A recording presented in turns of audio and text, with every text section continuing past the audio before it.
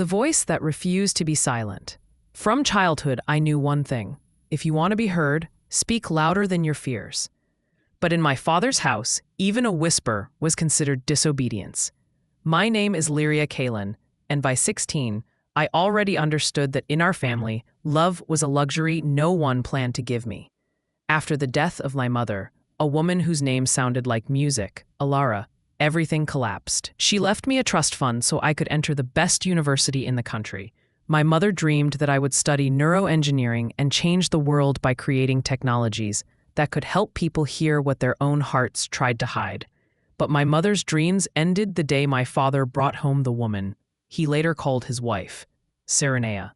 Her polished beauty looked carved from ice, and her voice was as dry as a winter wind. Lyria, she said one evening at dinner, gently moving aside my envelope with the acceptance letter from St. Orion Academy. Your father and I have made a decision. She smiled, coldly, too calmly. The funds from your mother's trust will be redirected. We need to finance your sister Arisha's wedding. Sister. If that word could even apply to someone who never hid her contempt for me. Arisha, 22, princess of social media. A woman whose life revolved around photo shoots, brands, and hunting for wealth. Now she was marrying the heir of Valentech, a family my father had been trying to join for the last 10 years. I didn't understand at first what had happened. My acceptance letter lay between us like a discarded destiny. You stole my money? I asked quietly, though my voice trembled knowing the answer. My father, Caelan Varys, a man with 40 years of exhaustion in his eyes, didn't even look at me. You must understand family priorities, Serenea said, stroking his hand.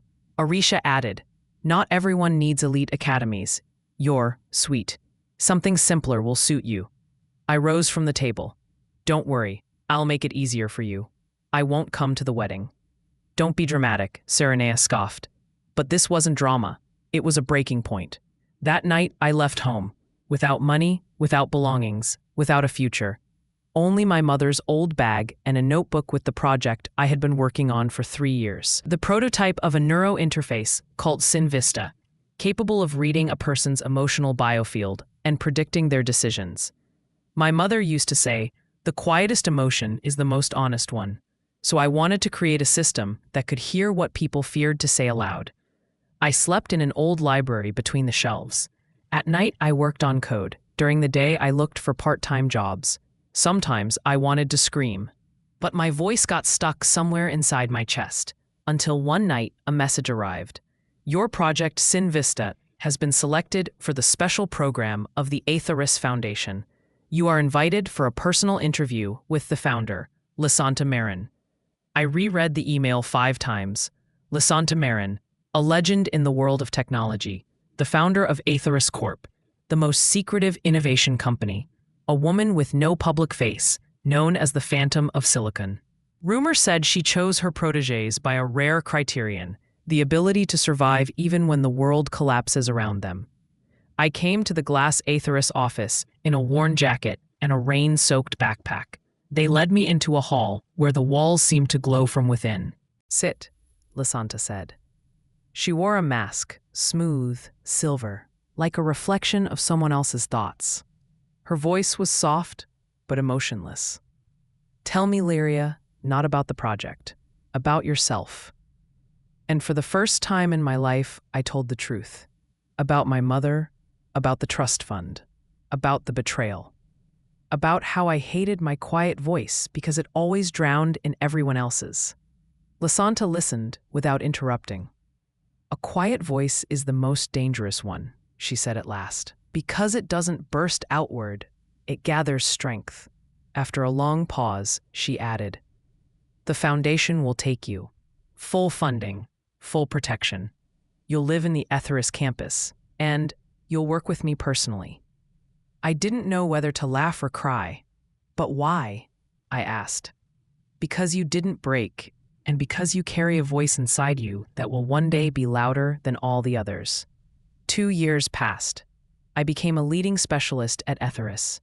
My project, SynVista, grew from a school idea into a system discussed by global investors.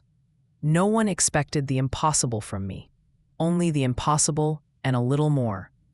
One day, Lisanta called me to her office. "Lyria," she said, removing her mask for the first time, revealing a woman with dawn-colored eyes. "It's time to return your voice to the place that tried to silence it." She looked at me. "Valentech is on the verge of collapse. They need our system. They requested a meeting. You will go." As the official representative of Etheris, a flash of memory burned through me. My father, Serenia, Arisha. The day my dream was stolen. The day I lost my home, but found myself. "When is the meeting?" I asked.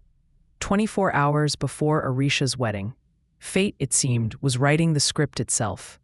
The crystal doors of the Valentech conference hall opened, and I entered. In a sharp black suit, composed, confident, untouchable. They didn't recognize me at first. I presented Sinvista. I spoke about their falling stocks, their financial risks, their options. Then I looked directly at Arisha's fiancé, the Valentech heir. "We can save your company," I said, "but under my conditions." Silence.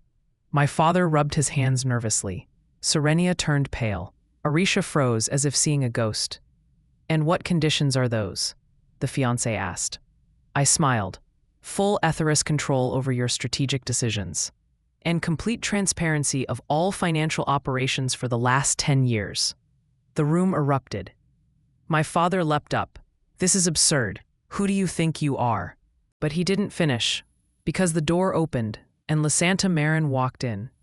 "She," Lisanta said, looking at all of them, "is the name you forgot when you tried to break her."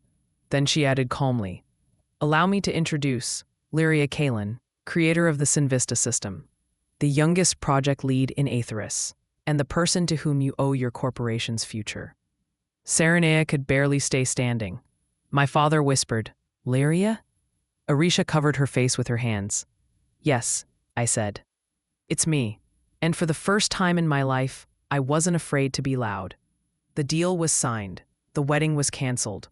Valentech was saved, but no longer belonged to the groom's family.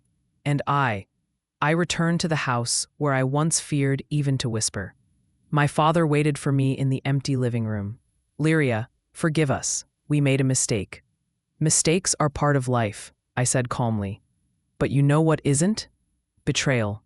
My father cried. "But I no longer belong to that house. I belonged to myself."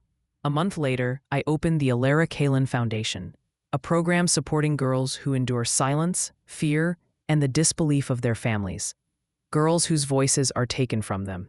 Because if the world had heard me earlier, I might not have become who I am. But sometimes, silence makes us stronger than any thunder. Moral. Sometimes those who try to silence you don't understand one simple truth. Silence is not the end. It is the pause before the most powerful voice rises. Yours.